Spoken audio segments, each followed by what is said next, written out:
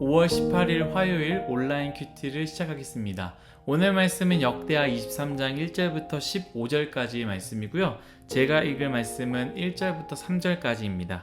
제7년에 여호야다가 용기를 내어 백부장 곧 요로함의 아들 아사랴와 여호하난의 아들 이스마엘과 오벳의 아들 아사랴와 아다야의 아들 마아세야와 시그리의 아들 엘리사밧 등과 더불어 언약을 세우매 그들이 유다를 두루 다니며 유다 모든 고을에서 레위 사람들과 이스라엘 족장들을 모아 예루살렘에 이른지라. 온 회중이 하나님의 전에서 왕과 언약을 세우매 여호야다가 무리에게 이르되 여호와께서 다윗 자손에게 대하여 말씀하신 대로 왕자가 즉위하여야 할지니. 아멘. 오늘 여러분들과 나눌 큐티의 제목은요, 회복에도 용기가 필요하다입니다. 회복에도 용기가 필요하다입니다.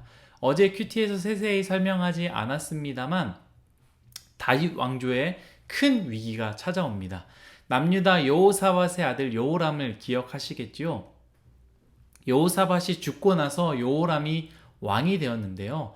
여호람은 아내를 북이스라엘의 아합의 딸과 결혼하게 됩니다. 분명히 하나님께서 여호사밧에게 하나님이 기뻐하시지 않고 하나님이 싫어하는 아합과 손을 잡았다고 꾸짖었는데 여호람은 아합의 딸과 결혼하게 됩니다. 그러다 보니 남유다는 점점 하나님을 신실하게 믿는 일들은 줄어들고요. 아합에게 물어보고 아합의 길을 따르며 곧 우상을 섬긴 일들로 바꾸어졌습니다. 그뿐만이 아닙니다. 설상가상으로 여호람이 죽고 나서 다음 왕을 세워야 하는데 그 다음 왕은 순수한 다윗 후손이 아닌 아합의 딸로부터 낳은 아하시야가 왕이 되었습니다. 어느 순간부터 남유다는 하나님의 길이 아닌 아합이 시키는 대로 일을 하는 그러한 상황이 된 것입니다. 전쟁도 마찬가지입니다. 하지 말아야 할 전쟁임에도 불구하고 남유다는 그저 북이스라엘 곧 아합 가문에서 시키는 대로 따라야 하는 상황이었습니다. 결국 하나님께서 이 전쟁을 통하여 아합 가문과 유다의 왕을 심판하십니다. 그래서 여호람과 아합의 딸 사이에서 낳은 아하시야가 그 전쟁에서 죽게 됩니다. 그러자 아합의 딸이 무슨 짓을 저지르느냐? 다윗의 모든 씨앗들을 다 죽이기 시작하는데요. 역대하 22장 10절 말씀입니다. 아하시야의 어머니 아달랴 아합의 딸이죠. 아달랴가 자기의 아들이 죽은 것을 보고 일어나 유다의 집에 왕국의 씨를 모두 진멸하였으나, 유다의 집의 씨, 왕국의 씨라는 것은 다윗의 아들들이, 여호람의 아들들이라는 것이죠. 모두 죽였다라는 것입니다. 남유다의 다윗의 후손 중에 왕을 세우지 못하게 하려고 모든 후손들을 다 죽이기 시작했습니다. 그나마 다행인 것은 모든 후손들의 왕의 피가 흐르는 왕자들을 다 죽였는데 딱 한 명 요아스만 살았습니다. 이 말씀이 22장 11절인데요. 왕의 딸 여호사브앗이 아하시야의 아들 요아스를 왕자들이 죽임을 당하는 중에서 몰래 빼내어 그와 그의 유모를 침실에 숨겨 아달랴를 피하게 하였으므로 아달랴가 그를 죽이지 못하였더라. 아멘. 다 죽였는데 딱 한 명 요아스만 못 죽였다라는 것이죠. 요아스만 빼고 모든 다윗의 후손, 왕의 피가 흐르는 왕자들은 다 죽게 되는 상황, 최악의 상황이 일어났다라는 것이죠. 요아스마저도 죽게 되면 다윗 왕조는 그냥 끝나는 것입니다. 이처럼 다윗 왕조 가운데 큰 위기가 처졌습니다. 이것은 우리가 기억할지 모르겠지만 솔로몬 성전 건축 시에 솔로몬에게 약속한 내용과 같습니다. 분명히 하나님을 잘 믿고 하나님을 잘 따르면 하나님께서 다윗 왕조를 지키겠다라고 했지만 만약 너희들이 그렇지 않으면 망하게 될 것이다 라고 했던 그 약속이 이루어진 것이죠. 여호사밧의 아들 여호람 그리고 그의 아들 아하시야가 하나님을 따르지 않고 아합의 길을 따름으로 인해 얼마나 많은 악행을 저질렀습니까? 그래서 하나님께서 다윗의 왕조에 대한 심판이 가득 찼다라는 것이죠. 그때 여호야다 여호야다라는 제사장이 나타났고 그 제사장은 다시 무너진 남유다 다윗의 왕조가 하나님께 나아가도록 하려고 하는 말씀들이 바로 오늘 우리가 읽은 말씀입니다. 제가 말씀드렸던 것 같이 하나님은 포기하지 않으십니다.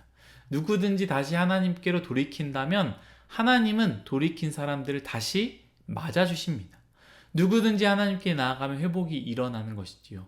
다윗 왕조가 끝난 것 같고 모두가 죽임당하고 딱 한 명 어린 왕자 요아스 한 명 남아있는 최악의 상황이라 할지라도 하나님께만 나아가면 별로 소망인 것처럼 보이지 않는 그 어린 왕자 한 명을 통해서 다시 한번 회복이 일어날 수 있는 놀라운 기적들을 허락한다라는 것입니다. 사랑하는 일송아이 여러분들 중에 최악의 상황 가운데 있는 사람들 있습니까? 하나님을 멀리함으로 인해서 내 삶이 엉망이 된 사람들이 있습니까? 손을 쓸 수 없을 정도로 힘든 상황에 있는 경우들이 있습니까? 여러분들이 어떤 상황, 어떤 처지에 있는 것과 상관없이 하나님께만 다시 나아가면 회복될 수 있습니다. 다시 시작할 수 있고요. 이전보다 더 나아지며 역전의 은혜, 이전보다 더 나아지는 은혜를 경험할 수 있게 된다는 것을 꼭 기억했으면 좋겠습니다. 그런데 저는 오늘 여러분들과 나누고자 하는 부분이 바로 오늘 말씀 1절 부분이에요. 역대하 23장 1절 오늘 말씀입니다. 제7년에 여호야다가 용기를 냈다라는 부분이에요. 성경은요, 굳이 여호야다를 표현하는데 용기를 냈다라는 것을 적어 넣습니다. 우리는 종종 믿음의 사람들이 하나님께 회개하는 것, 하나님께 나아가는 것, 복음을 전하는 것이 이것이 당연하다라고 생각하는 경우들이 굉장히 많이 있습니다. 무너진 이스라엘의 상황들을 제사장이니 당연히 하나님께 회개하고 돌이키게 하는 것 쉬운 일 혹은 당연한 일이라고 생각할 수 있습니다. 그러나 그렇지 않습니다. 회복에도 용기가 필요하다라는 것이죠. 회개에도 용기가 필요하며 하나님께 다시 나아가는 것 용기가 필요하다라는 것입니다. 오늘 말씀 여호야다가 당연히 해야 되는 일이기 때문에 당연히 했다면 굳이 용기를 내었다라는 말을 쓸 필요가 있겠습니까? 하지만 성경은 용기를 내었다라고 적어놓고 있다라는 것이죠. 제사장이기 때문에 당연한 것이 아니고요. 그리스도인이기 때문에 혹은 목회자이기 때문에 당연한 것도 아닙니다. 하나님께로 돌이키려면요, 여러분 용기가 필요합니다. 여호야다는요, 하나님께 나아가다 아합의 딸에게 죽임당할 수 있다라는 두려움이 있었을 것입니다. 아니면 하나님이 다시 받아주시지 않으면 어떻게 할까라는 두려움도 있었을 것입니다. 우리의 무너진 삶, 무너진 부분이 회복되지 않는 이유는 무너졌지만 돌아갈 용기가 없어서 회복되지 않은 경우가 많습니다.